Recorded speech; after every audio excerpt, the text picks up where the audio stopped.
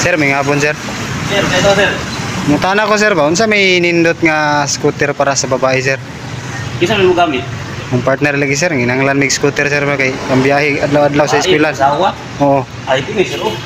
Anawa sir. Hindi sir ba? Wapo kayo ni babae ni siya. Kay gamay siya niya. Dali na kay handi siya galon. Oh, kulay ba? Ini may bapo sa mga asawa sir kay wala kayo ni kanang handi na gamay ba? Sir, dali ang proseso niyo na diri sir. Ha? Ang proseso niyo dali ang proseso na diri pag-apply. Dali na sir. Pag kumpleto sa imong requirements sir, 3 days, 2 to 3 days, matag na may feedback sa imuha nga approve ang imong application. Ana lang kadali. Kanang sa online pwede sa online mga apply sir, pwede po. Ana sir, oh, kana may pinakadabis kay ang online nga application mo dali ra kaayo. Kay para di mo mahago ba nga madto diri kay madto mo diri sa imuha kay magsabit og requirements pwede ra sa online, pasa ra nimo sa online.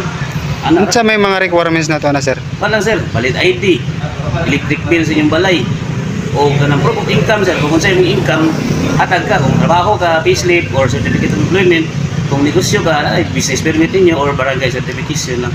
Ana sa kadali sir. Ana ra day ka sa inday sir. Sige sir, salamat. Ang apply lang ko sir. Sige sir, balik na sir ha. Sige sir, thank you, thank you.